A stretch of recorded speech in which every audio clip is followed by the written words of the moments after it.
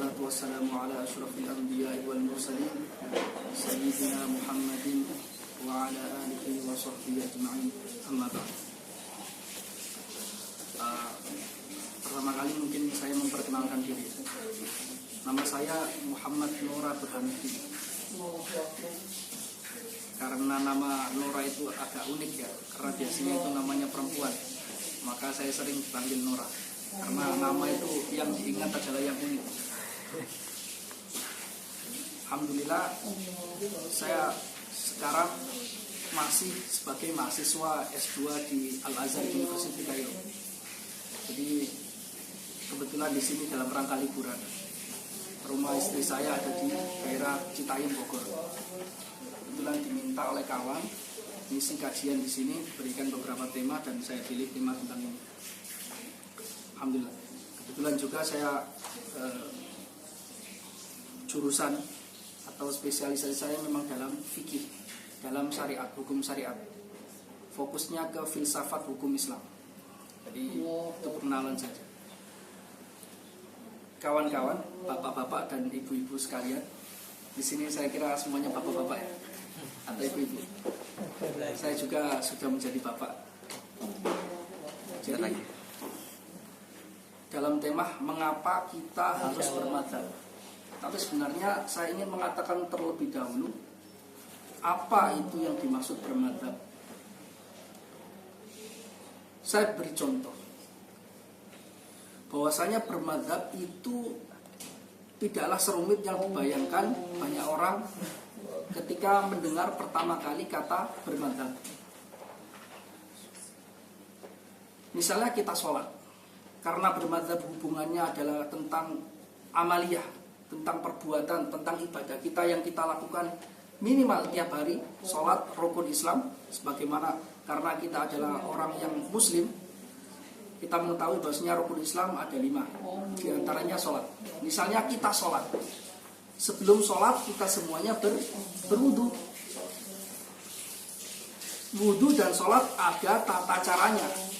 Tata caranya diatur oleh para ulama yang dituliskan dalam kitab-kitab, dalam buku-buku mulai sejak dulu sekali dan sampai sekarang disebarkan oleh para ulama, para guru-guru, para ustadz-ustadz, diajarkan kepada murid-murid, kepada para pendengar supaya bisa mengerjakan agamanya dengan benar.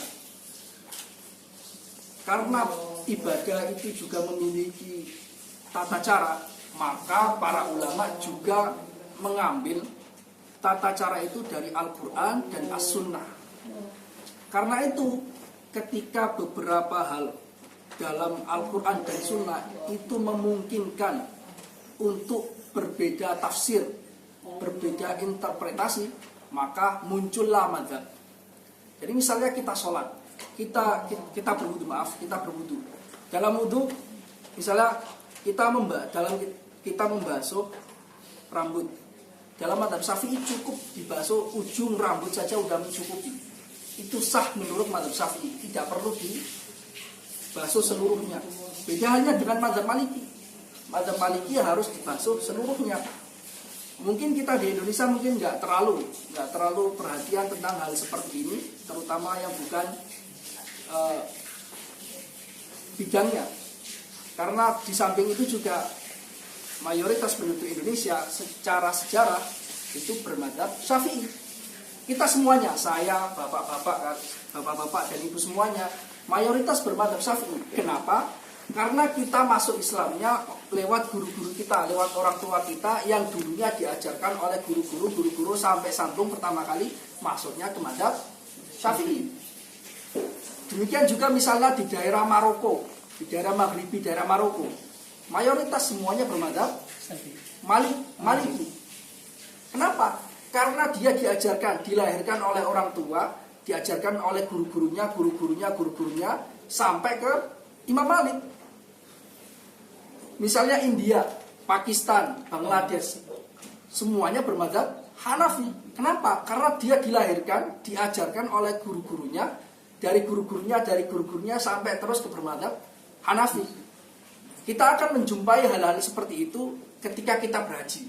Ada orang yang biasanya yang bermadzhab Maliki itu gundul supaya memudahkan. untuk ketika berwudu, gundul biasanya. Kita melihat, oh banyak sekali tata caranya, berwudunya sudah beda. Dalam beberapa aktivitas atau gerakan-gerakan sholatnya berbeda. Nah, kenapa ini terjadi? Ini adalah fenomena bermadzhab.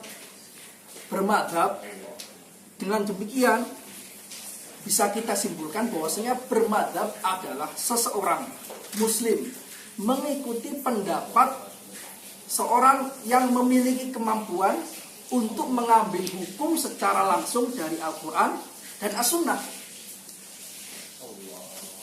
Dalam sejarah banyak sekali orang yang memiliki kemampuan seperti itu.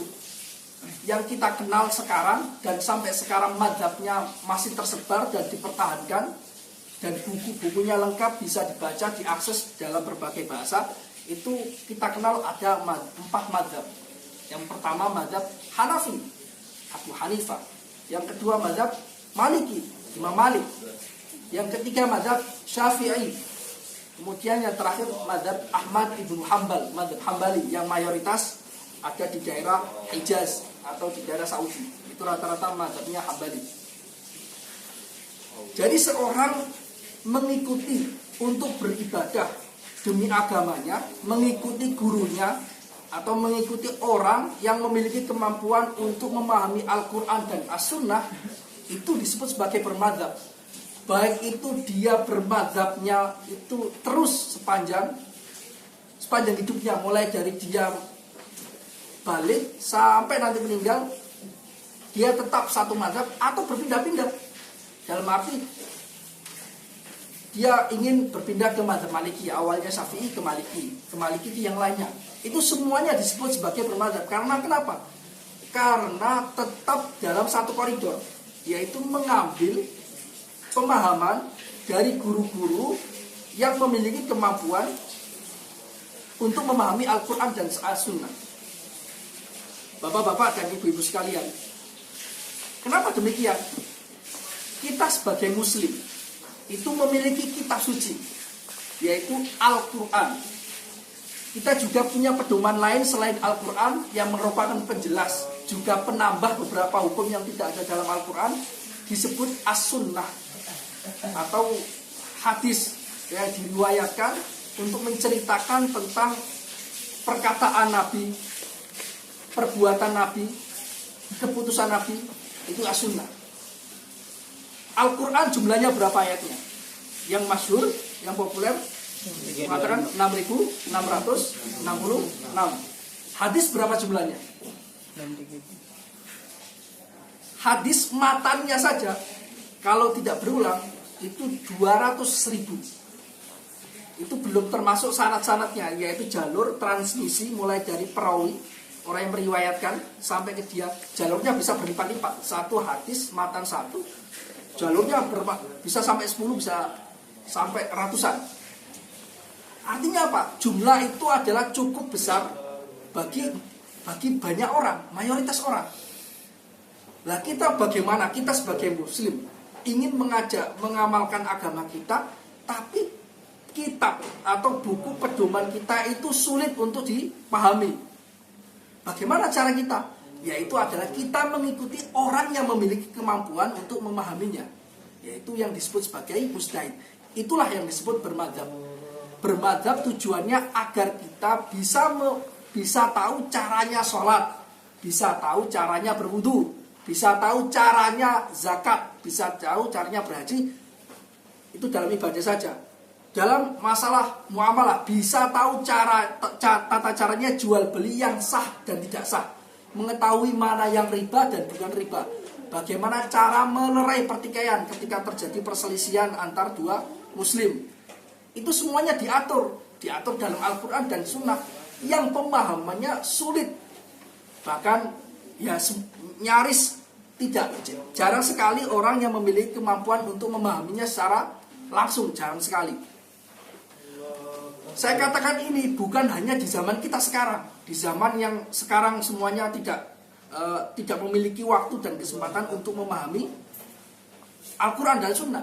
Mulai dari zaman sahabat juga tidak dikenal semua sahabat itu mujtahid atau orang yang memiliki kemampuan beristihad. Enggak.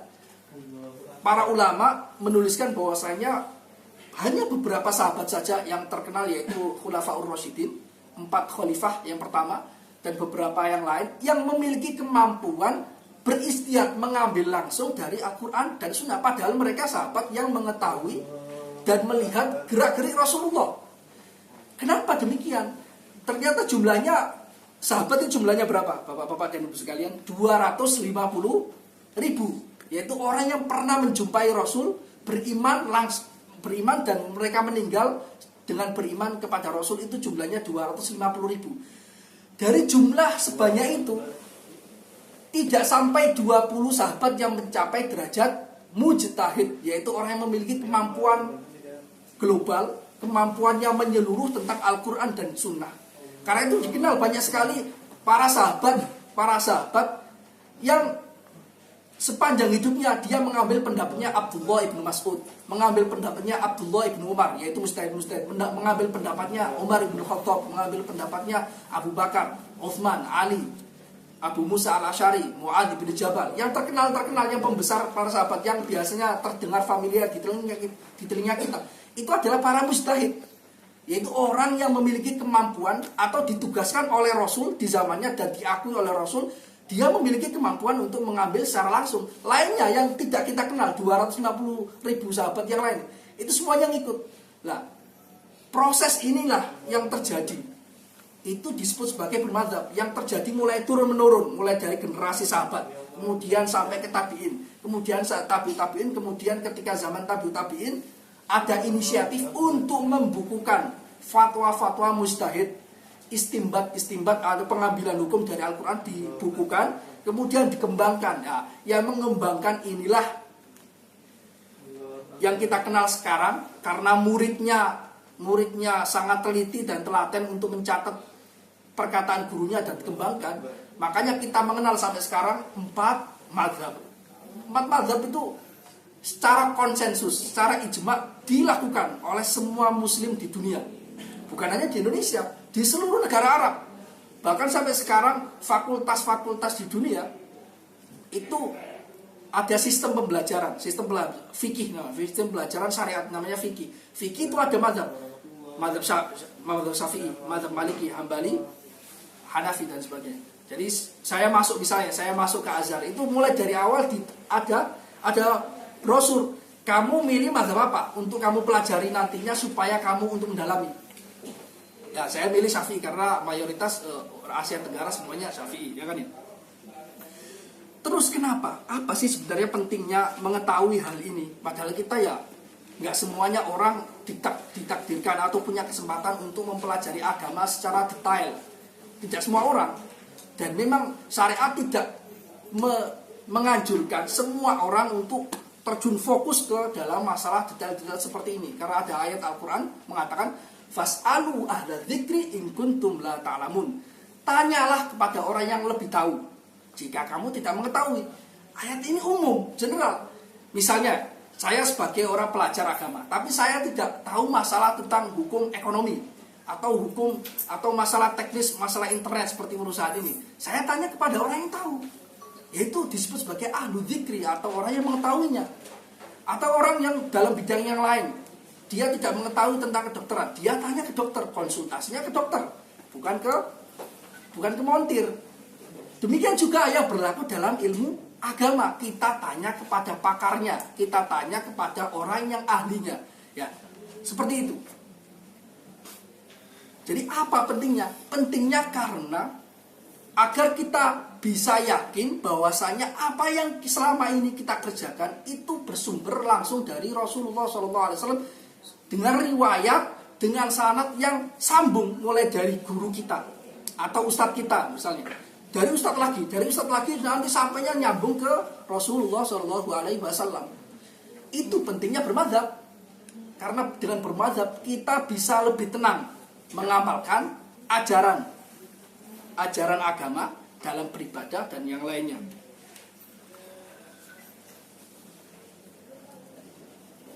Kemudian misalnya ada pertanyaan, bagaimana sih misalnya ketika ada seseorang tidak tahu masalah, apakah siapa yang saya harus tanya? bagaimana cara saya mengukur orang yang saya tanya ini punya kemampuan tentang mazhab? Para ulama menjawabnya bahwasanya sebenarnya bermadzhab itu tidaklah sesusah yang dibayangkan banyak orang.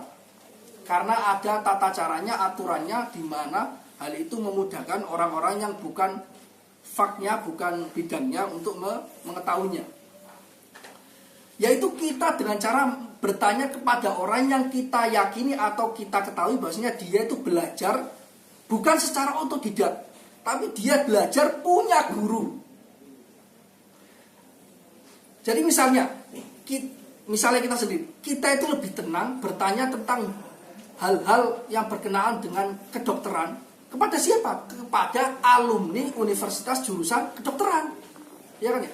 Kita bertanya tentang hal mobil otomotif, kita bertanya ke pakar otomotif yang dia belajar dari universitas atau dari lembaga-lembaga yang mengajarkan ilmu-ilmu tentang ini. Demikian juga kita ketika bertanya tentang hukum agama, kita bertanya kepada orang yang kita kenal bahwasanya dia punya guru, punya ustadz yang mengajarkannya, dan ustadznya ini nanti bersambung sampai ke Rasulullah. Karena ilmu agama itu diwariskan, dipelajari secara turun-menurun, diwariskan dari guru ke muridnya, kemudian paham, kemudian diwariskan lagi. Kalau tidak, bagaimana kita bisa meyakini? Misalnya, kita kan belum pernah lihat Rasulullah Shallallahu Alaihi Wasallam, ya kan ya? Terus kita tiap hari kita sholat subuh, sholat zuhur, sholat asar, sholat isya dan sebagainya. Kita wudhu caranya harus sampai sekian. Kalau membasuh tangan sampai sekian, membasuh muka sampai sekian, membasuh kaki sampai sekian. Loh, kita tahu dari mana? Apa kita yakin bahwasanya amaliyah kita atau perbuatan kita, ibadah kita itu sudah sesuai dengan Rasulullah? Bagaimana caranya? Sedangkan kitab atau buku-buku yang merangkum tentang hukum-hukum itu banyak sekali. Ada namanya Kutubus Sittah, yaitu 6 kitab yang paling pokok yang merangkum hadis-hadis tentang Rasul. Segini. Enggak semua orang hafal.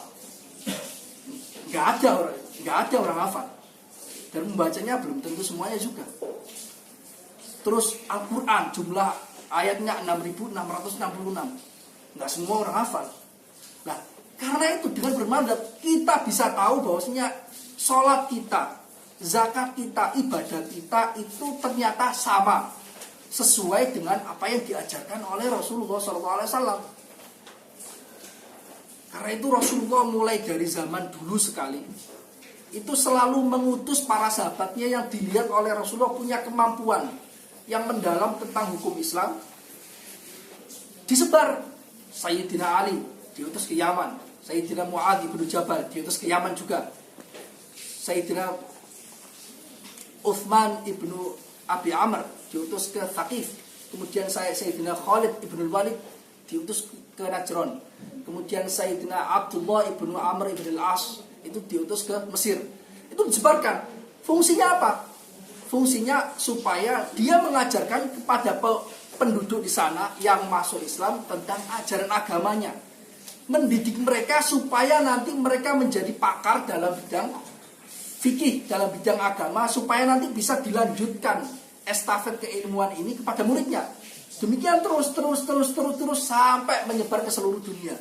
Ini yang diajarkan. Jadi agama ini, syariat ini diajarkan secara turun-menurun, secara diwariskan dari guru ke murid, Kemudian karena hukum Islam atau amaliyah perbuatan manusia itu tidak hanya terbatas pada perbuatan manusia yang ada di zaman Rasul, tapi juga mencakup seluruh perbuatan. Karena itu fikih atau syariat Islam itu berkembang. Dalam arti berkembang kenapa? Nas-nasnya, teksnya Al-Quran dan hadis itu tetap jumlahnya demikian, jumlahnya sekian. Tapi ternyata fikih atau masalah-masalah yang ada dalam syariat itu sangat banyak sekali. Nah, terus itu dari mana? Para ulama menjawab bahwasanya dalam Al-Quran dan dalam hadis, karena ditulis dan disebarkan melalui bahasa Arab, Dan Rasulullah SAW pernah bersabda bahwasanya utitu jawami al-kalim. Saya itu diberikan kemampuan oleh Allah Ta'ala ketika berkata, itu kata-katanya yang universal yang bisa mencakup seluruhnya. Jadi kata-katanya Rasulullah itu multi interpretatif dalam banyak hadisnya. Dalam hal ini oleh para ulama dikembangkan, diambil kesimpulan, dikembangkan melalui metode-metode yang dikembangkan, diwariskan dari Rasulullah, akhirnya berkembang. Nah, karena itu ada adagium dalam fikih yang mengatakan bahwasanya fikih itu soleh likulli zaman wa makan.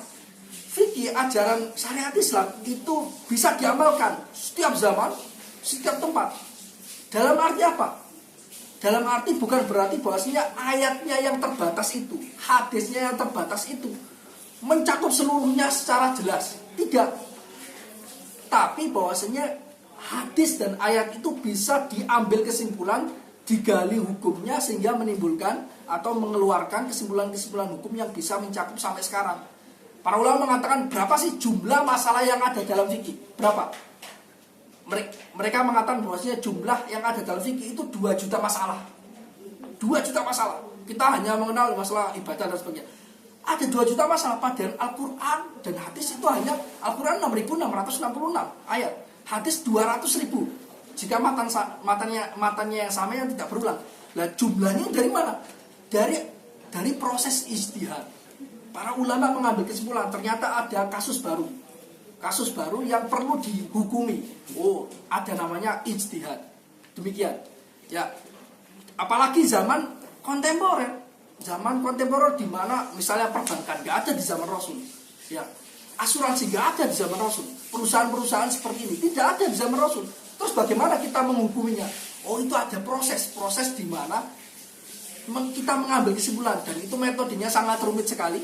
Karena itu saya mengatakan sejak dari awal bahwasanya tidak semua orang punya kemampuan untuk mengambil kesimpulan itu, mengambil kesimpulan langsung dari Al-Quran dan As-Sunnah. Dan para ulama sudah menuliskan kesimpulan-kesimpulan ini dalam buku-buku fikih yang tersebar dan diajarkan oleh seluruh umat muslim di dunia. Mulai dari buku-buku yang kecil, yang agak besar, yang besar sekali, itu semuanya sudah dituliskan dan diajarkan. Agar fungsinya apa? Fungsinya memudahkan umat Islam untuk mengajarkan atau mengamalkan agamanya. Karena misalnya saya bekerja di perusahaan asuransi, terus bertanya, apa hukumnya asuransi? Oh, nggak ada dalam Al-Quran Sunnah, secara jelas tidak ada. Bertanya kepada pakar, oh, pakar mencari di kitab-kitab atau di buku-buku yang tersedia bagaimana mencari masalah-masalah yang serupa, kemudian kalau istilahnya dalam metode ijtihad itu dikiaskan atau diilhakkan, dianalogikan, disamakan. Atau kalau tidak dapat, kita mencari hadis-hadis atau ayat Al-Quran yang berisi tentang hal-hal yang general secara umum mengatur hal ini. Ternyata boleh misalnya, atau bisa ini nggak boleh, ini boleh. Itu semuanya sudah diajarkan dan yang mengetahuinya adalah para pakar. Itulah bermadzhab. Jadi banyak. Kemudian mungkin ada pertanyaan. Saya mengumpulkan banyak pertanyaan-pertanyaan. Dalam arti ada yang pernah mengatakannya ada atau tertulis tentang orang yang meragukan bagaimana sih kita bermadzhab. Misalnya agama Islam kan tertulis dalam hadis bahwasanya ada suatu ketika seorang Arab Badui, yaitu orang pedesaan, bertanya kepada Rasul, saya mau masuk Islam, silakan, kata Rasul. Ajarkan kepada saya ajaran Islam di mana saya tidak akan menguranginya atau tidak menambahnya. Artinya kasih saya ajaran yang simpel, yang bisa saya amalkan. Rasul mengatakan bahwasanya ya kamu sholat, kemudian zakat, haji dan sebagainya. Itu rukun Islam kita. Setelah diberitahu Rasul, orang Badui ini mengatakan bahwasanya saya akan mengamalkannya, saya tidak kurangi sedikit pun dan saya tidak akan menambah. Kemudian orang Badui ini pergi. Dia sahabat, tapi nggak punya kemampuan pergi dan dia ngurus kegiatan sehari-hari, dia bekerja dan sebagainya. Ketika waktu ibadah, dia tidak menambah dan mengurangi. Ketika pergi, Rasul mengatakan bahwasanya dia akan masuk surga jika dia benar-benar teguh melakukan apa yang saya katakan. Ada yang mengatakan, wah di sini mengatakan bahwasanya ajaran Islam itu mudah, bisa dipahami oleh semua orang. Buktinya Rasul mengajarkan kepada orang Badui ini hanya beberapa menit saja, kemudian dia pergi dan dia tidak mengurangi dan tidak menambah. Apakah benar hadis seperti ini bisa dijadikan argumen bahwasanya ajaran Islam itu semudah itu? Oh, salah, tidak tepat. Karena rukun Islam beda dengan syariat Islam yang luas sekali itu. Rukun Islam, ya kita sudah tahu, syahadat, sholat, zakat, puasa, haji, dan sebagainya. Sudah jelas kan? Berarti rukun Islam itu satu hal, sedangkan mengajarkan tentang detil-detil yang ada dalam ajaran syariat, dalam syaratnya sholat itu apa saja, nggak disebutkan di sana. Syaratnya wudhu itu apa saja, nggak disebutkan di sana. Bagaimana kita caranya mengambil kesimpulan dari Al-Quran dan hadis supaya ini dihukumi wajib, ini dihukumi sunnah, ini dihukumi makruh, ini dihukumi haram, ini dihukumi mubah. Bagaimana? Itu panjang. Jika hanya demikian, apa fungsinya Rasulullah SAW menyebarkan, mengutus para sahabatnya ke berbagai penjuru daerah untuk mengajarkannya selama bertahun-tahun? Sayyidina Ali diutus oleh Rasulullah ke Yaman, bertahun-tahun di sana. Kalau hanya Islam itu ajarannya hanya rukun Islam, tidak perlu bertahun-tahun, hanya cukup beberapa menit kembali lagi. Dan mengutusnya nggak butuh banyak orang, hanya satu orang bisa mencukupi seluruh tempat atau satu daerah. Padahal yang diutus oleh Rasulullah banyak sekali. Di daerah Kufah yang sekarang masuk wilayah Iran, Kufah, itu ada 1.500 sahabat yang berdiam di sana, mengajarkan, belajar dan sebagainya. Apalagi di Madinah, tempat pertama kali turun wahyu, lebih banyak lagi. Menyebar di seluruhnya, di Mesir, di daerah-daerah yang kita kenal. Belum nanti ketika tabi'in, menyebar semuanya. Berarti itu bukan argumen bahwasanya agama Islam itu ajarannya hanya itu. Kesimpulannya bahwasanya agama Islam bisa dikatakan mudah sekaligus gak mudah. Nah, ini kan membingungkan kan. Islam itu mudah atau gak mudah? Loh, mudah juga gak mudah. Mudah kalau kita amalkan yang wajib-wajib saja itu mudah. Ajarannya ya ini sholat. Masuk waktu zuhur kita sholat, masuk waktu asar kita sholat, masuk waktu maghrib kita sholat. Mudah. Tidak perlu bertahun-tahun dan tidak perlu untuk sekolah ke universitas atau belajar bertahun-tahun kepada guru atau kepada ustadz atau kepada kiai. Tidak perlu. Tapi soal detailnya kan dalam fikih itu paling tidak ada empat kategori. Ada tentang bab ibadah. Ibadah sholat, terus zakat, puasa, haji, ibadah semuanya. Kemudian ada bab muamalah, interaksi kita. Bagaimana kita hukumnya beberapa interaksi kita dengan orang lain dalam misalnya jual beli, ya, jual beli. Terus akad-akad yang disebut sebagai salam, kita akad pemesanan, kemudian akad kafalah, kemudian akad wakalah, akad wakil yang sekarang jadi wakil rakyat itu saudara wakil. Bahasa Arab itu wakil rakyat itu. Majelis permusyawaratan rakyat itu. Akad musyawarah, akad wakalah itu semuanya ada dalam ajaran fikih. Kemudian ada bab muamalah, ada bab tentang munakahah, pernikahan. Kan ada syaratnya, ijab, qabul dulu. Kemudian apa syaratnya? Harus ada walinya. Kemudian harus ada maharnya dan sebagainya. Ada sirotnya, lafaz yang digunakan. Harus ketika angkah tukar terus qabil itu nggak boleh ditunda-tunda. Itu kan semuanya ajaran kan. Kemudian ada bab terakhir, bab tentang jinayah atau tentang kriminalitas dan qadha. Misalnya kepolisian, terus perhakiman, ya majelis konstitusi dan sebagainya itu urusannya dalam bab tentang terakhir. Syariat itu luas sekali. Nah, yang dimaksud bahwasanya ajaran Islam mudah adalah apa? Yaitu ajaran yang fardu, yang wajib kita kerjakan sehari-hari, yaitu ibadah.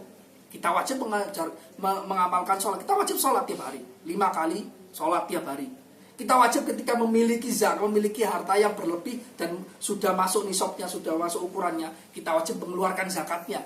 Kalau kita mampu dan ada keamanan tempat dan ada kesempatan, kita wajib berhaji juga. Kemudian ketika bulan Ramadan seperti sekarang, kita wajib berpuasa. Itu mudah diajar. Tidak butuh pakar untuk menjelaskannya, tapi persoalan lain itu pakar. Mungkin karena sekarang kita tidak karena kita sistem dalam arti di sini itu kita hidup bernegaranya itu sudah terlampau jauh dari generasi yang lama. Akhirnya beberapa bentuk karena saking kompleksnya saking banyaknya orang, karena akhirnya perubahan penambahan lembaga-lembaga itu yang seperti membingungkan kita. Terus fikih menurut seperti ini, terus faktanya di realitas seperti ini, wah terlalu jauh, akhirnya nggak bisa. Padahal sebenarnya itu semuanya sudah diatur. Dalam arti diatur bukan sedetail-detailnya, diatur tentang garis-garis besarnya. Misalnya, kalau kamu jadi seorang pegawai harus amanah. Itu adalah poin-poin universal yang diajarkan dalam agama. Nah, bentuk amanahnya itu bagaimana? Itu nggak dijelaskan dalam agama. Para ulama atau orang yang memiliki hati nurani tahu bahwasanya kalau catatannya dirubah dari aslinya itu namanya bukan amanah. Kalau masuk kantor ketentuannya jam 7, kita datang jam 7:30, itu bukan amanah. Apakah ini harus dituliskan? Tidak perlu. Semua sudah tahu bahwasanya ajarannya seorang pegawai itu harus amanah, ya kan ya? Berarti apa? Berarti kalau kita datang terlambat dan sebagainya, itu namanya dalam agama kita nggak amanah. Sebelum kita dimarahi oleh bos, kita juga dapat catatan oleh malaikat. Oh, orang ini tidak amanah setengah jam. Jadi kalau terlalu lama nanti orang bilang, oh ini makan gaji buta ini. Nggak pernah catatan dapat gaji. Ya, itu ada dalam ajaran agama, itu ada. Misalnya lagi, pemimpin harus amanah. Dia harus mengutamakan kepentingan rakyat dibandingkan kepentingannya pribadi. Jika dia ingin mengeluarkan kebijakan, di mana kebijakan itu menurut dia, karena seorang pemimpin itu punya istihad dalam masalah-masalah yang dihadapi, punya keputusan. Jika dia dihadapkan oleh dua persoalan, di mana persoalan ini sama-sama bisa dilakukan, tapi dia memandang kalau yang A ini sedikit merugikan, yang B itu tidak terlalu merugikan, maka oleh syariat mengatakan bahwasanya ada kaidahnya tasarruful imam ala ra'iyah manutun bimaslahat. Ada kaidahnya bahwasanya aktivitasnya seorang pemimpin terhadap rakyatnya itu tergantung dengan kemaslahatan yang paling baik. Artinya apa? Jika dia memilih kemungkinan yang sebenarnya tidak harus dikerjakan, dia memilih kemungkinan yang lebih menguntungkan dirinya atau kurang menguntungkan rakyatnya, maka dia ditulis atau dianggap dalam agama dia berdosa. Kita nggak tahu. Tapi yang tahu adalah malaikat Allah langsung nanti di totalannya atau hisabnya itu nanti di akhirat. Nah ini ajaran agama nggak menetap maksudnya ketika ada persoalan seperti ini kamu harus milih A, nggak boleh. Ada dalam agama adalah hal-hal yang universal. Tasarruful imam ala ra'iyah manutun bimaslahat. Seorang pemimpin harus melakukan kemaslahatan terbaik untuk rakyatnya. Aplikasinya ya kita. Karena itu para ulama mengatakan bahwasanya hubungannya dengan Al-Quran, As-Sunnah dan pengamalan kita itu ada tiga hal yang berbeda. Banyak orang yang tidak mengetahuinya. Karena itu akhirnya mereka seolah-olah wah nggak perlu bermadzhab. Ada tiga hal. Pertama ada an-nas. Nas itu adalah teks agama. Apa itu teks agama? Yang kita kenal yaitu kepercayaan kita yaitu Al-Quran dan Sunnah. Teks. Semua umat Islam itu mengakui Al-Quran wajib. Al-Quran itu pegangan pegangan kita. Sunnah juga pegangan kita, ya kan ya? Itu adalah nas atau teks agama. Ada lagi yang disebut sebagai fahmun nas, yaitu pemahaman terhadap teks agama. Lah, yang bisa punya kemampuan untuk memahami ini siapa? Ya orang yang disebut sebagai mujtahid atau orang yang memiliki kemampuan tertentu untuk bisa memahaminya dengan beberapa kualifikasi. Ya kan? Kemudian ada yang disebut sebagai tatbiqun nas, cara mengaplikasikan nas, cara mengaplikasikan pemahaman kita terhadap nas. Tidak semua yang kita pahami dari Al-Quran itu atau hadis itu bisa langsung kita terapkan. Tidak semua. Ada tata caranya dan itu ditulis dalam syariat.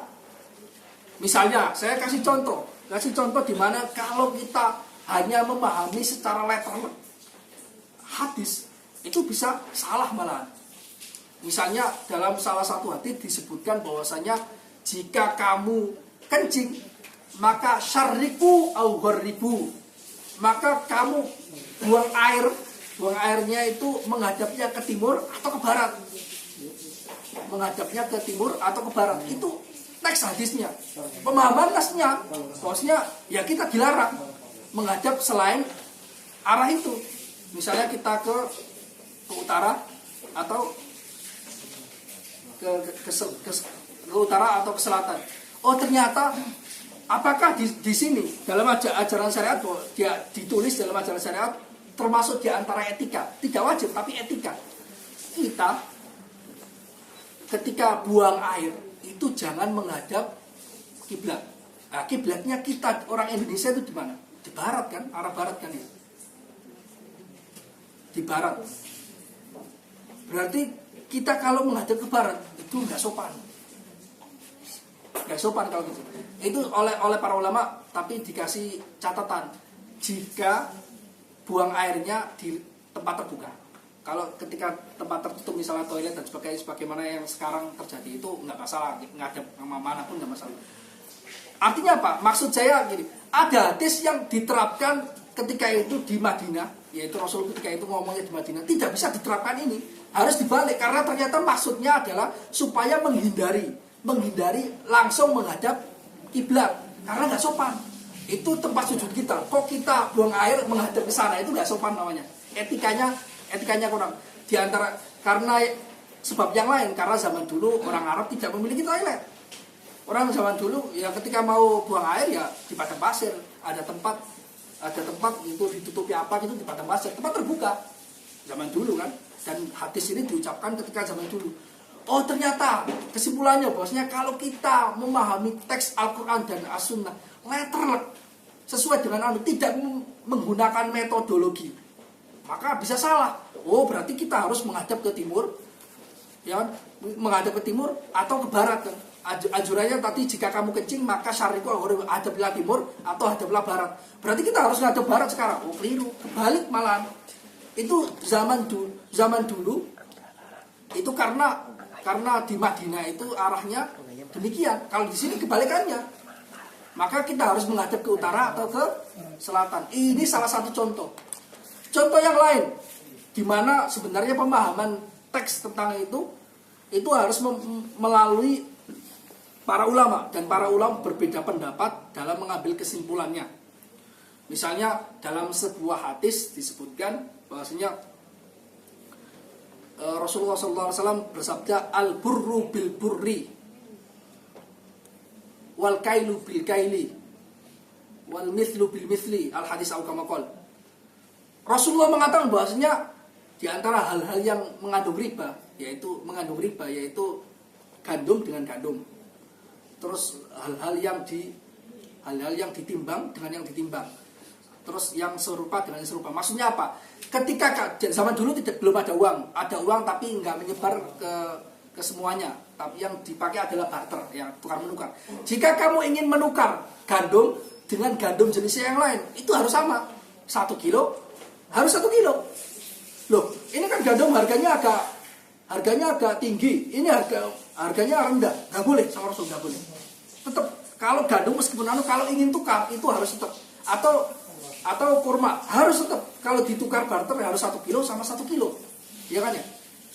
Loh, bagaimana cara kalau gitu kita rugi? Oh, ada caranya para ulama memberikan solusi. Lah kalau kamu ingin gandum yang jenisnya lebih baik sedangkan kamu punya gandum yang lebih nggak baik, makanya tukarkan ke dirham atau dinar dulu. Zaman dulu tukarkan ke uang kemudian belikan dengan itu supaya boleh. Kenapa? Rasulullah ingin menutup beberapa hal yang disebut sebagai riba. Kalau gandum dengan gandum 1 kilo dengan 1 kilo terus ini ditambahkan 2 kilo, satunya 1 kilo karena satunya jenisnya buruk, satunya jenisnya lebih baik, itu nanti akan terjadi riba. Jadi orang itu akan tidak rela karena nggak semua orang itu atau perbedaan dalam hal ini itu tidak terlalu berpengaruh dalam misalnya orang makan gandum yang jenis baik dan jenis buruk. Perbedaannya nggak terlalu signifikan di mana seseorang itu bisa memberikan takaran yang benar-benar pas. Loh kenapa nggak harus 2 kilo lawan 1 kilo? Kenapa nggak 1,5 kilo lawan 1 kilo? Jawabannya kenapa? Rasulullah ingin menutup bab itu supaya tidak terjadi perselisihan antar umat. 1 kilo harus 1 kilo. Nah, itu nasnya itu dituliskan beberapa jelas al-burru bil burri wa tamru bil tamri dan sebagainya. Lah, oleh para ulama mazhab ini berbeda pendapat. Apa alasannya kenapa Rasulullah mengatakan demikian? Padahal misalnya di sana tidak disebutkan nasi. Nasi tidak disebutkan. Apakah nasi bukan termasuk barang ribawi? Oh enggak, masuk barang yang harus ketika ditukar itu harus 1 kilo dengan 1 kilo. Padahal nasinya enggak ada. Kenapa? Itu diambil kesimpulan dari al-burru. Gandum itu apa sih maksudnya? Gandum adalah makanan pokok ketika itu. Ya kan? Oh berarti alasannya ini adalah makanan pokok. Oh karena itu berarti dianalogikan setiap makanan pokok yang dijadikan makanan pokok dalam satu daerah berarti harus kalau ditukar harus sama. Misalnya kalau Indonesia beras dengan beras. Misalnya kalau orangnya makan sagu ya sagunya 1 kilo dengan 1 kilo. Itu alasannya, itu mazhab Syafi'i. Ada mazhab yang lain, enggak. Alasannya apa? Alasannya hadisnya satu, pemahamannya lain. Alasannya karena itu dia muddakhor. Muddakhor itu bisa disimpan. Berarti setiap hal yang bisa disimpan lama, misalnya beras kan bisa disimpan 1 tahun, gandum yang bisa dikeringkan dan disimpan, oh berarti semua hal yang bisa disimpan itu berarti terjadi riba di sana. Misalnya apa zabib atau apa itu kismis. Nah, kismis kan bisa disimpan lama kan, anggur yang dikeringkan itu kismis. Nah menurut itu mazhab Maliki mengatakan bahwasanya ini adalah yang bisa disimpan muddakhor. Berarti kismis juga masuk riba. Jika kismis jenis ini ditukar dengan jenis ini harus 1 kilo dengan 1 kilo. Mazhab Syafi'i tidak, karena nggak ada orang yang makan kismis sebagai makanan pokok. Nah, dan itu terjadi mazhab yang lain juga. Artinya apa? Apa yang sebenarnya ingin saya katakan bahwasanya satu hadis itu bisa dipahami oleh beberapa ulama berbeda-beda tergantung mereka memahaminya. Dan yang memahaminya ini bukan orang sembarangan. Orang yang memiliki kemampuan, keahlian, kualifikasi tertentu untuk memahaminya. Nah karena itu kita kan sulit. Termasuk saya dan bapak-bapak sekalian dan ibu-ibu sekalian sulit. Ya kita mengikuti pakar yang telah mempelajarinya. Sebelumnya saya pakar sampai ke Imam Mujtahid dan sampai ke Rasulullah SAW. Nah itu pentingnya. Jadi saya bisa menyimpulkan bahwasanya sebenarnya mengapa kita harus bermadzhab? Mengapa kita harus bermadzhab? Ada 8 alasan. Pertama, karena dengan bermadzhab, karena madzhab itu musnadah, punya sanad, punya jalur transmisi. Tanpa bermadzhab kita nggak memiliki jalur transmisi, tidak ada kepastian bahwasanya apa yang kita lakukan itu sesuai dengan ajaran Rasul. Mazhab Syafi'i saya mempelajari dari guru saya dari gurunya, semuanya bermadzhab Syafi'i, kemudian sampai ke Imam Syafi'i, kemudian sampai ke Rasul. Ini istimewanya bermadzhab. Kita memiliki keyakinan dalam hati bahwasanya apa yang kita kerjakan sesuai dengan hadisnya Rasul, sesuai dengan Al-Quran, sesuai dengan apa yang diajarkan Rasul kepada para sahabat. Alasan yang lain, alasannya bermadzhab itu mudalalah. Mazhab itu punya dalil. Mazhab itu dalam kitab-kitab yang ditulis oleh para ulama itu semua dijelaskan. Ada dalilnya. Kenapa sholat demikian caranya? Kenapa wudhu harus hanya kalau mazhab Syafi'i hanya mengusap sebagian rambut saja, tidak harus membasuh seluruhnya? Kenapa? Ada dalilnya. Nggak harus dalilnya dituliskan dalam kitab yang kecil, nggak harus. Tapi kecil untuk pemula. Kemudian untuk yang levelnya intermediate ada dalilnya. Kemudian levelnya advance ada pengembangannya. Karena agama itu ilmu, ada ilmunya, ada metodologinya. Kemudian adalah muassalah, memiliki metodologi yang disebut sebagai usul fikih, yaitu kebetulan spesialisasi saya tentang pembelajaran saya tentang usul fikih. Jadi setiap mazhab Syafi'i punya usul fikih atau filosofi hukumnya, atau cara metode bagaimana kita mengambil kesimpulan dari Al-Quran dan As-Sunnah. Itu ada. Kemudian lagi mahdumah. Ada yang para ulama itu yang bermadzhab itu berkhidmah atau melayani ini dengan cara menuliskan kitab-kitab yang membantu pemahaman orang. Jadi di luar mazhab 4 ini, tidak ada yang seperti mazhab 4 ini. Karena misalnya gini, kita sebagai seorang pemula ingin mempelajari hukum Islam, pemula, kita gampang, ada kitab kecil untuk pemula, ini dipelajari. Kalau sudah tuntas, sudah mempelajarinya, sudah paham, meningkat lagi ke kitab yang lebih besar atau bukan, sudah paham, meningkat lagi, seperti itu. Lah, yang menuliskan ini kitab ini kecil, agak besar, terus besar, itu siapa? Para ulama yang telah berkhidmat, mendedikasikan umurnya dan kemampuannya untuk menjelaskan agama ini, syariat ini. Dan ini tidak terjadi dalam mazhab yang lainnya. Misalnya kita bertanya, loh, saya itu kagum dengan Sayyidina Umar ibn Khattab, saya ingin mazhabnya Umar ibn Khattab, saya ingin mengamalkan ajarannya Umar ibn Khattab. Carinya di mana? Ya nggak tahu. Kesusahan kita melacaknya karena fikihnya Umar ibn Khattab tidak terkodifikasikan secara baik. Di mana bisa mencakup seluruh masalah fikih. Tidak ada. Misalnya saya kagum dengan Sayyidina Abu Bakar, saya ingin mazhabnya Abu Bakar. Oh, nggak bisa, nggak ada kitabnya. Beda dengan saya ingin mempelajari mazhab fikih Syafi'i, lengkap sudah. Karena ini keistimewaan mazhab adalah dia itu makhdumah. Sudah dikhidmati oleh banyak para ulama untuk memudahkan orang mempelajari hukum. Kemudian muqa'adah itu memiliki kaidah. Jadi tiap mazhab ini memiliki kaidahnya masing-masing. Mazhab Syafi'i memiliki kaidah di mana supaya bisa memudahkan untuk beristinbat, mengambil kesimpulan hukum. Ada lagi mazhab yang lain. Itu ada kaidahnya. Kemudian mumanhajah memiliki metodologi. Demikian juga tidak mazhab yang selain mazhab 4 ini bukan tidak memiliki, artinya metodologinya tidak tersampaikan ke kita. Karena sudah berlalu 1200 tahun yang lalu, tidak tersampaikan. Yang tersampaikan secara jelas mulai dari awal sampai akhir itu hanya mazhab 4. Sehingga ketika misalnya kita sholat atau wudhu dengan cara mazhabnya Syafi'i, kita yakin bahwasanya apa yang kita kerjakan itu dulu juga dikerjakan oleh Imam Syafi'i. Nah, Imam Syafi'i siapa? Ulama besar yang diakui oleh para ulama. Dia punya kemampuan untuk memahami Al-Quran dan As-Sunnah, dan dia sesuai dengan ajaran Rasul. Ini tidak terjadi dalam mazhab yang lain. Hanya mazhab 4 ini. Kemudian juga muttafiqah. Kita yakin bahwasanya ketika kita mengamalkan ajaran mazhab 4 ini, salah satunya kita milih salah satu. Bisa milih salah satu atau bisa kita keluar. Misalnya saya dalam hal ini berat mazhab ini, cari yang lain, nggak masalah. Yang penting tidak merusak tatanan, tidak dalam satu masalah. Maksudnya satu masalah misalnya gini, kita wudunya pakai Imam Syafi'i, kita pakai Imam Syafi'i, wudunya dengan cukup rambutnya itu dibasuh sedikit saja. Tapi kita membatalkan wudunya itu pakai Maliki misalnya. Kalau Maliki bersentuhan laki-laki dan perempuan yang bukan mahram, itu tidak membatalkan selama tidak ada syahwat. Lah, berarti nanti ditanya, loh, kamu oleh Imam Syafi'i, saya itu tidak menganggap orang ini wudunya sah. Kenapa? Karena dia sudah menyentuh wanita yang bukan mahramnya, akhirnya dia batal, ya kan ya?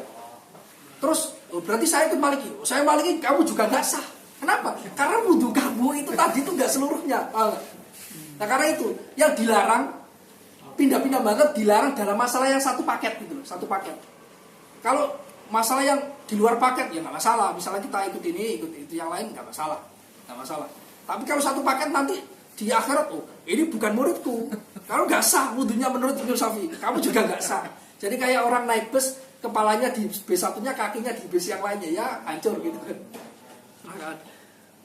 Jadi kita punya keyakinan ketika kita mengamalkan mazhab sesuai dengan ajaran guru-guru kita, itu kita yakin bahwasanya ajaran ini nyambung ke Imam Syafi'i, nyambung ke Imam Malik, nyambung ke Imam Abu Hanifah, nyambung ke Imam Ahmad bin Hanbal sampai ke Rasul. Kemudian yang terakhir yaitu munfatihah. Mazhab ini terbuka, inklusif dalam arti itu punya potensi untuk dikembangkan. Seperti saya katakan yang tadi bahwasanya masalah fikih itu ada 2 juta masalah. Nah, dari mana kok bisa ketemu 2 juta ini dari mana? Padahal ayat Al-Qur'annya cuma 6.666, hadisnya 200.000. Oh, itu pengembangan. Dan itu hanya terjadi dalam mazhab, selain itu tidak terjadi. Nah, apa yang ingin saya katakan? Saya simpulkan di sini bahwasanya itulah pentingnya bermadzhab. Jadi kita mengamalkan ajaran dengan keyakinan bahwasanya ajaran agama ini sesuai dengan apa yang diajarkan oleh Rasul kepada para sahabatnya secara turun-menurun sampai kepada kita. Itulah pentingnya bermadzhab. Dengan bermadzhab kita lebih tenang beribadahnya, kita yakin beribadah kita sesuai dengan ajaran agama, sesuai dengan ajaran para ulama, dan tidak ngarang dengan pemahaman masing-masing. Mungkin itu saja yang bisa saya sampaikan. Saya ucapkan terima kasih. Silakan kalau ada yang punya pertanyaan. Ya. Assalamualaikum warahmatullahi wabarakatuh. Alhamdulillah nih Ustadz, kita dapat masukan ya.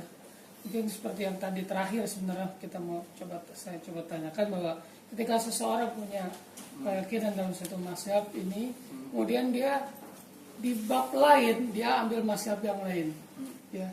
Ini tapi berbeda. Artinya kalau yang tadi wudu dengan salat itu bersambungan. Tapi misalkan bab wudu dengan bab sedekah atau bab yang lainnya, itu dia ambil mazhab yang berbeda. Itu hukumnya seperti apa?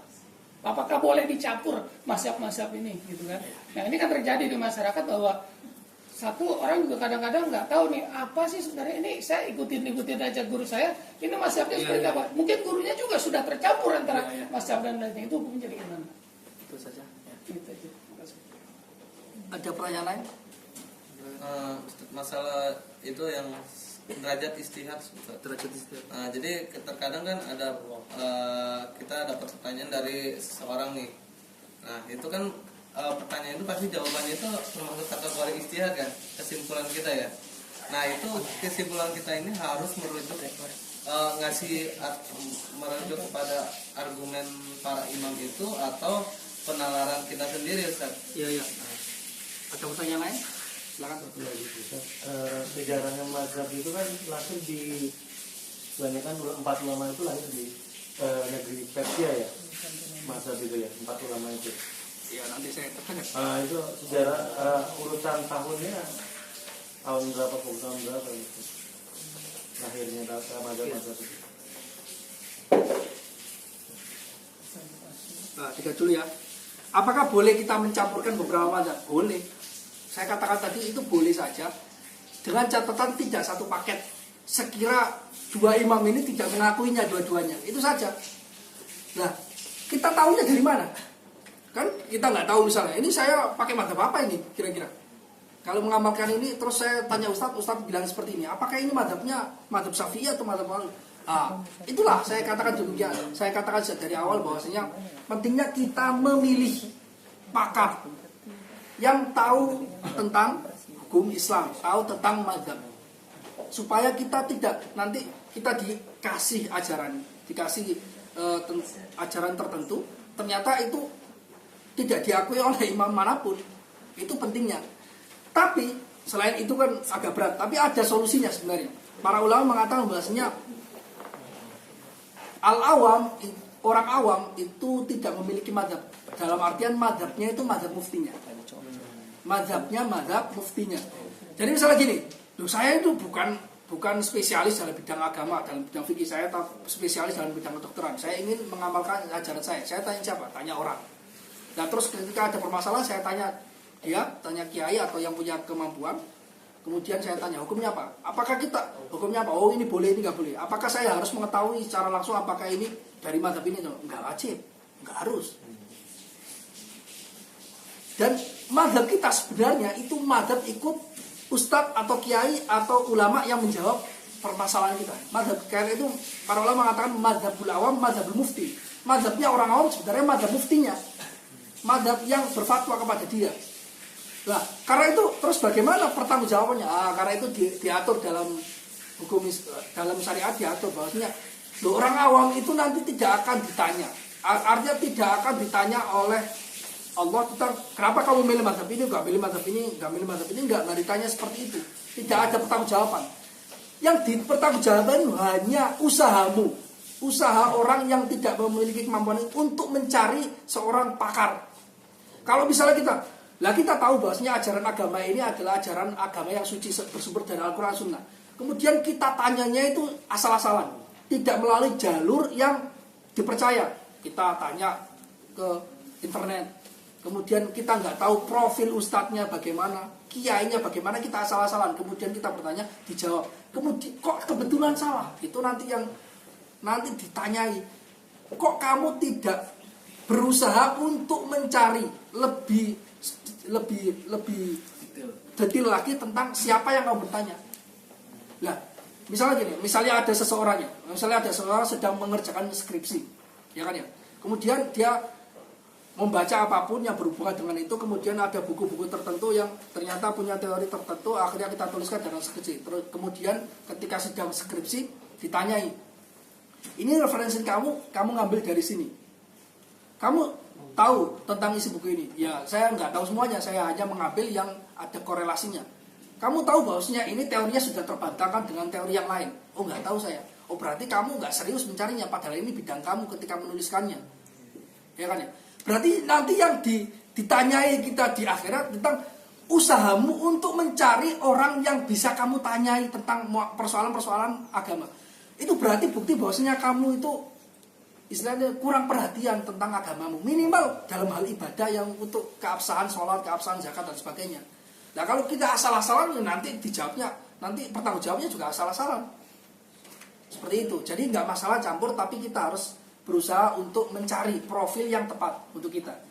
Siapa yang tepat? Ya nggak ada yang tergantung masing-masing. Kalau kita memang sudah berusaha keras mencari atau menurut husnudzon kita, oh prasangka baik kita, dia itu profilnya baik, dia lulusan dari istilahnya lembaga yang terpercaya, lembaga agama Islam yang terpercaya, universitas terpercaya, pesantren yang terpercaya, atau lembaga yang terpercaya.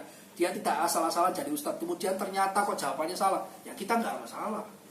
Kita nggak ada taklid sama sekali soal tidak akan ditanyai, tidak akan diadab oleh Allah, hanya persoalan yang kita la yukallifullahu nafsan illa wus'aha. Allah tidak akan memberikan taklif kepada manusia kecuali semampunya. Kita sudah berusaha, ternyata salah, ya masalah. Tidak masalah sama sekali. Mungkin gini Pak Ustadz, itu jadi nyambung pertanyaannya dengan pertanyaan selanjutnya. Ketika kita tahu bahwa seseorang si A misalkan bermazhab, misalkan Hambali gitu, gitu kan. Nah, ini kita misalkan kita berjamaah, sholat berjamaah dan bermakmum, kita tahu ini bab rukunnya berbeda dengan kita. Misalkan seperti itu, kita akan berjamaah atau kita harus mufaroqah atau gimana jadinya? Boleh. Kita misalnya mazhab Syafi'i, kita bermakmum dengan orang yang mazhab Hambali, Maliki, Hanafi, boleh. Tapi dengan satu syarat saja.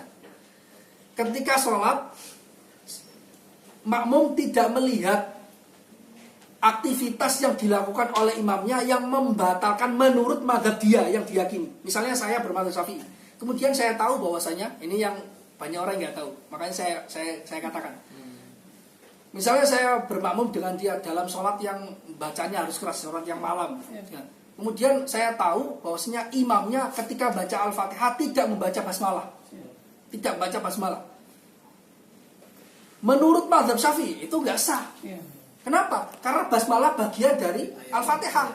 Bagian dari Al-Fatihah. Ketika tidak dibaca basmalahnya, maka membatalkan sholat. Gak sah, karena sholat itulah sholat illa bi fatihatil kitab. Tidak boleh, tidak dihukumi sah sholatnya kecuali hanya harus membaca surat Al-Fatihah secara lengkap. Oh, berarti kalau gitu kita harus mufaroqah kepada seorang makmum, seorang imam yang tidak membaca Al-Fatihah basmalah secara jelas. Atau misalnya gini, berarti itu kenapa? Karena membatalkan. Nah, itu syaratnya yang saya sebutkan tadi. Kita tidak mengetahui aktivitas imam yang membatalkan menurut mazhab kita. Karena yang dianggap itu mazhab orang yang bermakmum, bukan mazhabnya imam. Tapi kejadian ini misalnya di Mekah gimana? Nah, ini kejadian fakta juga seperti itu. Di Mekah kan mazhabnya Hambali, mazhabnya Maliki dan Hambali.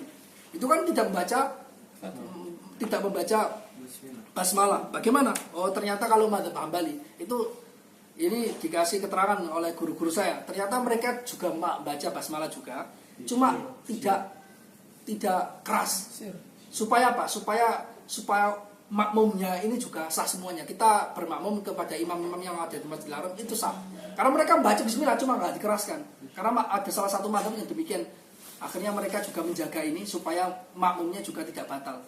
Jadi Alhamdulillahirabbil alamin, seperti itu. Dan itu nggak membatalkan menurut mazhab kita. Nggak masalah kita sholat terus bacanya keras kemudian nggak kita keraskan, itu nggak sampai membatalkan sholat. Jadi nggak masalah. Syaratnya itu penting syaratnya. Soalnya emang kita tahu memang dia nggak akan Iya, baca kita basmalah. tahu. Pokoknya syaratnya seorang makmum tahu aktivitas imamnya yang membatalkan menurut mazhab dia. Membatalkan menurut mazhab dia. Satu lagi boleh. Ketika Jumatan gimana? Jumatan. Kita tahu nih, sedangkan kalau Jumatan kan harus berjamaah, gitu kan, bermazhab beda gitu. Hmm. Dia nggak baca basmalah, apa kita fardu? Kita cari tempat yang lain. Oke, baik. Kita cari tempat yang lain karena masih muda, karena masuk di mana-mana kan. Baik, terima kasih. Ya. Terus apakah misalnya derajat istihad, misalnya menjawab pertanyaan, terus apakah itu menjawabnya itu otomatis beristihad? Demikian gini. Jadi istihad itu tingkatannya macam-macam. Tingkatan yang tertinggi itu bisa dipastikan sekarang tidak mungkin. Kenapa? Karena zamannya sudah berbeda. Zaman periwayatan itu sudah selesai di zaman 500 Hijriah. Artinya berarti 1100 sekian. Artinya sudah berapa tahun ini? 2000. Berarti sudah 900 tahun itu sudah terputus zaman riwayat. Artinya misalnya orang mengatakan saya diberitahu oleh fulan, dari Rasulullah mengatakan demikian. Itu zaman dulu seperti itu ngomongnya. Jika mau mengajarkan agama saya diberitahu ini sampai gitu. Itu terjadi sampai terakhir ke abad ke-5 Hijriah saja atau 1100 Masehi. Itu saja. Setelah itu semuanya sudah dibukukan. Jadi hadis-hadis yang berkenaan tentang hukum syariat itu semuanya sudah dibukukan. Jadi manuskrip yang mencatat hadis itu ada 1000 manuskrip lebih. 1000 manuskrip lebih. Yang dikeluarkan, dicetak, dipelajari oleh orang-orang zaman sekarang yang sudah dicetak, udah bentuknya pakai mesin, itu hanya sekitar 70. Hanya 70 saja. Lainnya masih banyak yang tersimpan di manuskrip-manuskrip yang tersimpan di perpustakaan di Arab, di Timur Tengah, bahkan di Vatikan dan sebagainya. Nah, tapi 70 ini sudah mencakup karena saya katakan bahwasanya hadis yang tidak berulang itu hanya jumlahnya 200.000 saja. Lainnya itu hanya kok sebanyak itu hanya jalur transmisinya. Enggak. Loh, zaman dulu itu demikian. Jadi istihad yang tertinggi itu sekarang sudah tidak ada. Karena riwayat salah satu syaratnya istihad tertinggi itu harus dia menguasai ilmu ini. Ilmu ini dan menghafalkan semuanya. Sekarang tidak mungkin. Sudah tidak ada. Semuanya sekarang belajar dari buku, dari kitab. Karena itu level istihad yang tertinggi sudah tidak ada. Tapi ada istihad di zaman sekarang yang harusnya tetap ada dan harus digalakkan. Yaitu apa? Istihad dalam masalah-masalah yang kontemporer. Bang, nggak ada zaman Rasul, ya kan? Tentang aborsi, nggak ada di zaman Rasul. Aborsi. Terus banyak masalah kontemporer sebenarnya kita membutuhkan istihad, memang membutuhkan. Jadi ketika ada orang mengatakan bahwasanya kita harus beristihad, ya saya sepakat. Yaitu oleh para pakar di masalah-masalah yang baru. Bukan masalah yang sholat yang sudah dikerjakan turun-menurun mulai dari bapak kita sampai terus sampai ke Nabi Adam, sampai ke Nabi Muhammad maksudnya. Sampai ke Nabi Muhammad kita bahas, kemudian orang yang mengamalkan kemudian disalahkan. Itu nggak bisa karena sudah diajarkan. Dan apa pentingnya kalau kita memperhatikan masalah-masalah yang sebenarnya sudah berulang dan sudah dibahas ratusan tahun yang lalu, dalilnya sudah lengkap. Jadi istihad ketika ada orang bertanya, oh ini hukumnya apa? Saya ikut MLM, hukumnya apa ini? Itu MLM nggak ada di zaman Rasul. Lah ini istihad. Lah Ustadz yang menjawab ini pertanyaan ada kalanya dia itu nukil atau mengambil jawaban dari Ustadz yang lain. Ustadz yang lain juga ngambil dari jawaban. Jadi terkadang saya ngambil dari guru saya ngambil dari nggak harus. Jadi ketika saya ditanya kemudian saya benar-benar istihad nggak harus. Terkadang saya memang tahu informasi ini, hukum ini dari guru saya yang saya percayai. Guru saya dari gurunya yang lain. Ada kalanya kebetulan mungkin ada orang yang memiliki kemampuan. Misalnya diberi pertanyaan terus dia belum membaca, atau dia punya kemampuan intelektual yang bisa membuat dia paham masalah ini hukumnya ini boleh, ini tidak boleh, ini haram. Berarti nggak harus. Ketika ditanya orang terus itu istihad. Apakah jawabannya itu istihad? Belum tentu, tergantung. Yang tahu masing-masing itu orangnya. Banyak orang, saya ingin mengamalkan ajaran Rasul, yaitu hadis, mengamalkan hadis ini. Saya nggak ingin bermadhab, saya ingin mengamalkan hadis ini. Dia nggak jujur pada diri sendiri. Ditanya aja, kamu tahu hadis ini dari siapa? Tahu dari kitab apa? Oh, saya tahu hadis ini dari kitabnya guru saya. Oh, berarti kamu taklid dengan guru ini. Nggak langsung, berarti itu nggak langsung kan? Ya kan ya? Pemahaman ini kamu tahu dari siapa? Oh, dari buku yang saya baca. Berarti kamu bermadhab dengan buku ini. Dari siapa? Dari buku ini. Seperti itu. Terkadang orang ketika ngomong bahwasanya saya itu nggak bermadhab, saya itu mengambil kesimpulan langsung dari Al-Quran dan Sunnah, itu nggak jujur pada diri sendiri. Itu dosanya ya bohong. Yang seawal ngaku saya ngambil dari ini, atau nggak perlu ngomong tapi dia tidak mengaku bahwasanya dia punya kemampuan. Lah ngaku mampu tapi nggak mampu itu dosa, ya kan ya? Misalnya kita daftar ke perusahaan, terus kita memalsukan ijazah dan sebagainya, itu dosa apa? Dosa, ya kan ya? Karena kita tidak jujur pada diri sendiri, apalagi tidak jujur pada orang lain ya. Kemudian sejarah mazhab, apakah semuanya dari Persia? Tidak semuanya, sebagian saja. Yaitu yang keturunan Persia itu Imam Abu Hanifah, itu memang keturunan Persia,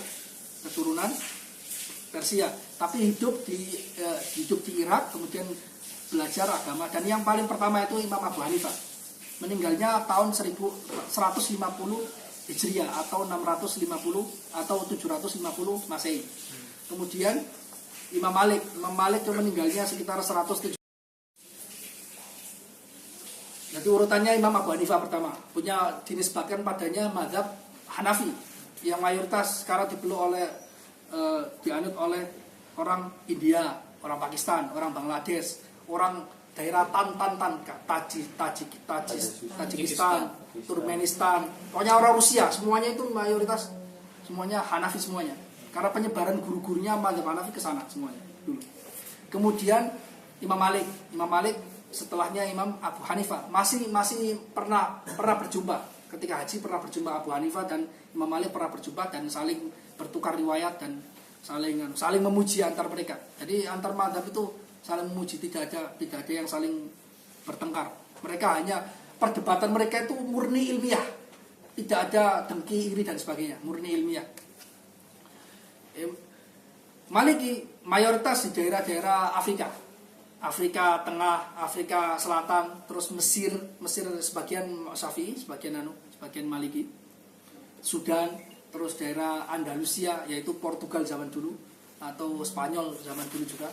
Andalusia itu mencakup Portugal, Spanyol, Maroko, Maghribi, itu semuanya mazhabnya Maliki. Kemudian Syafi'i mayoritas Asia Tenggara, termasuk juga Mesir. Mesir itu mayoritas juga mazhab Syafi'i karena Imam Syafi'i meninggalnya di Mesir dan dikuburkan di sana. Kemudian mazhab Ahmad bin Hambal itu ada di Irak dan sekarang mayoritas ada di Hijaz, daerah Mekah dan Madinah. Itu. Jadi sejarahnya urutannya seperti itu. Setiap guru-guru mazhab ini sebenarnya saling belajar, saling bertukar pikiran, saling berdebat dalam masalah ilmiah. Misalnya Imam Abu Hanifah pernah bertemu dengan Imam Malik dan saling berdebat dalam masalah ilmiah.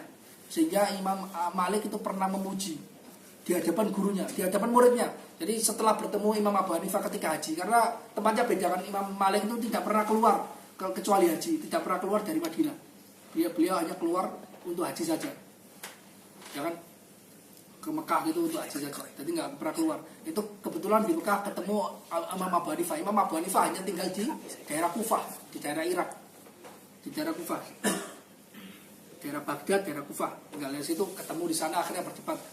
Balik Imam Abu Hanifah balik ke muridnya Imam Malik, maksudnya Imam Malik berkata, saya baru saja menjumpai seseorang yang andai kata orang itu berargumen bahwasanya orang-orang ini, manusia-manusia di depan saya ini terbuat dari emas, maka pasti dia punya argumen.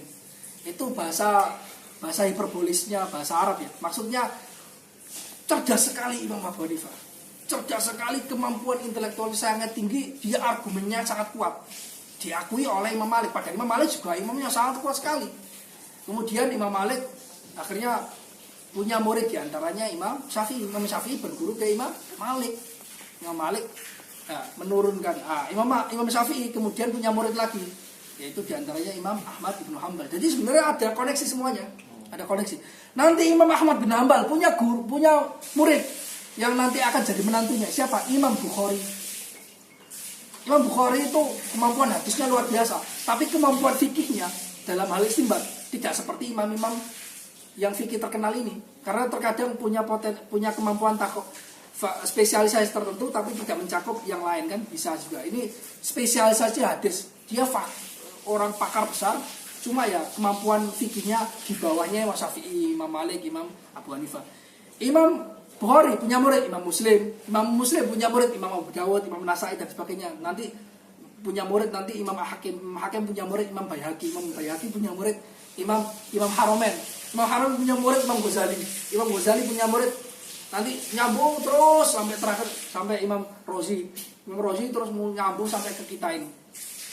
Jadi ada tertulis, saya nggak hafal, yang hafal ya, beberapa kiai ada yang hafal seperti itu. Jadi itu nyambung, sebenarnya nyambung, keguruan itu nyambung.